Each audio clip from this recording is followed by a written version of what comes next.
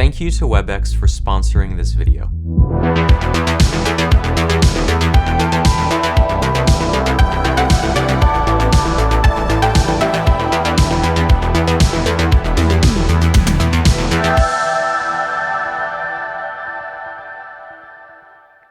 I've always been fascinated by the future of work. What will my typical Tuesday morning look like in the year 2025? How will AI have changed the way I work and collaborate with others? So I jumped at the chance when the largest maker of communication and collaboration products in the whole world invited me to their annual conference to see what they're building. I'm talking, of course, about Webex. I spent 2 full days at WebexOne witnessing the innovations that are transforming the collaboration industry. In this video, I'll share the 4 biggest breakthroughs that will shape the way we work together, especially in a hybrid environment where some of us go to an office and others work from home. Buckle up, we're stepping into the time machine.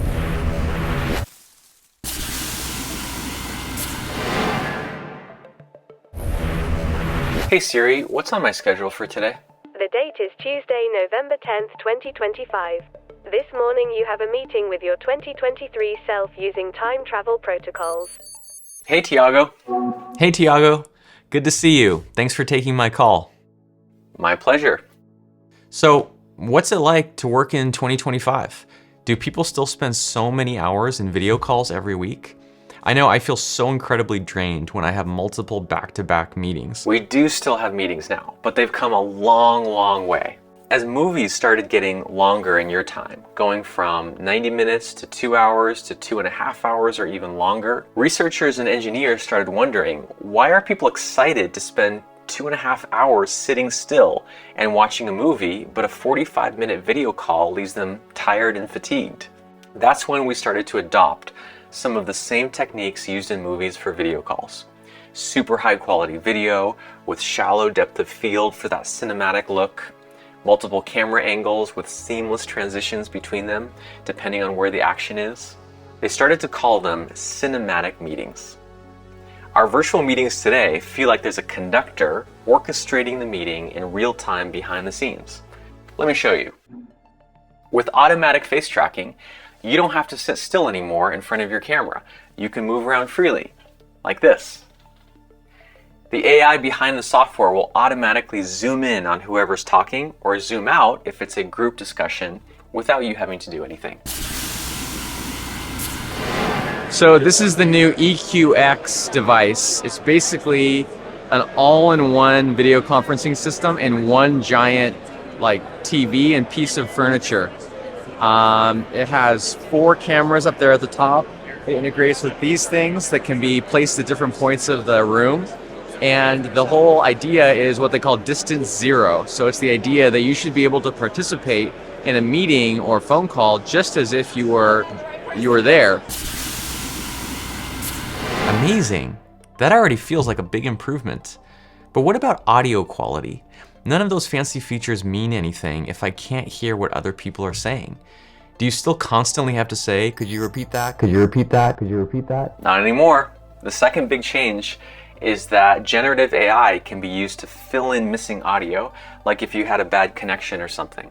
It will listen to what you said just before and just after and fill in what got dropped in real time without you even noticing. It works so well that it's rare to have that garbled sound even if your internet is weak. Is there any theoretical possibility that the AI could fill in something that you didn't say?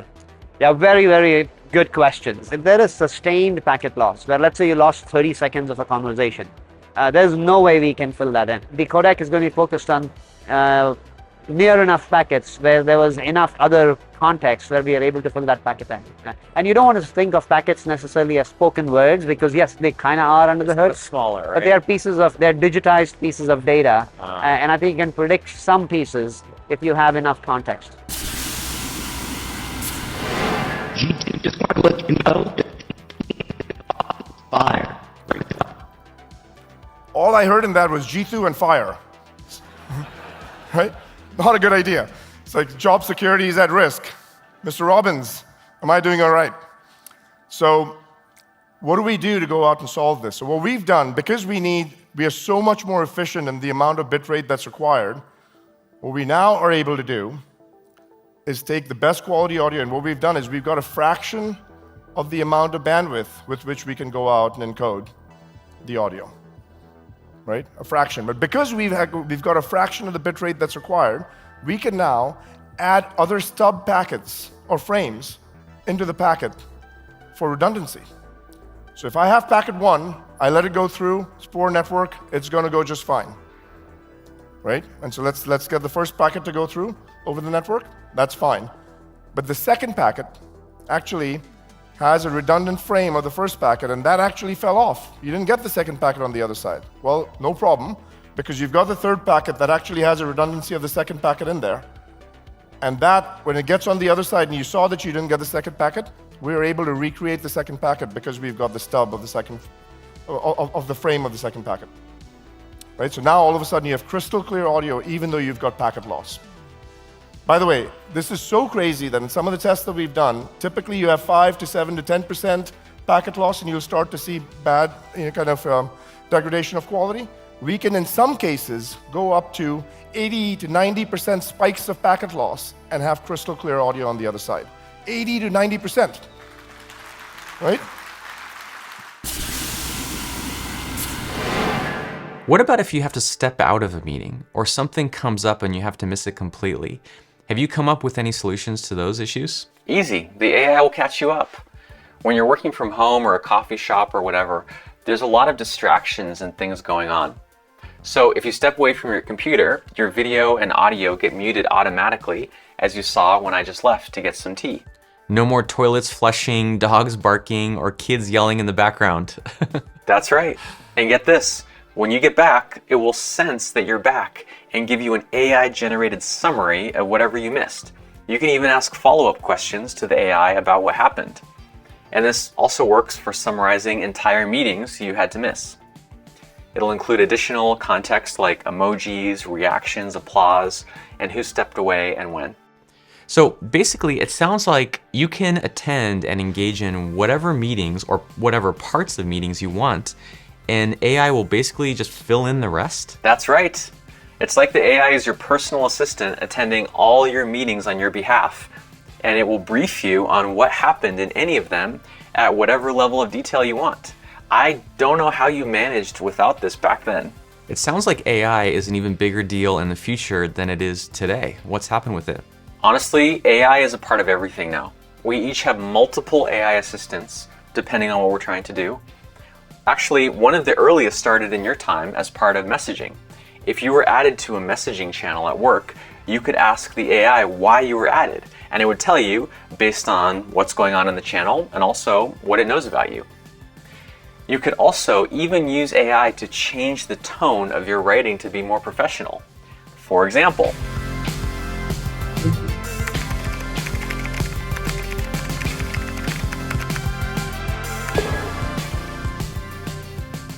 big picture, what's some advice you'd give me and all the other people navigating the workplace of today? Honestly, you're in a phase right now where the world is going through some big changes. Hybrid work, where people work mostly remotely, but also sometimes in an office, is something that most companies have not figured out. In a way, it's harder than when most people worked in the office or when most people worked remotely. So the advice I'd give you is to stay open, stay curious, and accept that no one has quite figured it all out yet. You're all learning. Talk about these challenges with your team, help each other figure it out.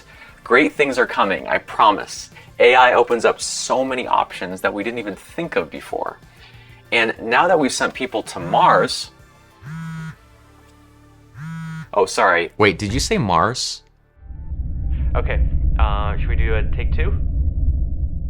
I hope you enjoyed this little trip into the future. If you're struggling with hybrid or remote work, or suffering under the load of too many boring video calls today, don't worry, help is on the way. Everything we've shown you in this video is available right now or in the next few months. We can finally truly work from anywhere with the same experience no matter where we are. In the office, at home, in a cafe or co-working space, and soon maybe even in the barren wilderness. Thanks again to Webex for sponsoring this video. Which innovation are you most excited about? Leave a comment below. Hey Hey Siri, what? Hey Siri. Sorry. Hey Siri, turn off Siri. You can turn me off in settings. I really hate Siri actually. I turn her off everywhere. Hope she didn't hear that.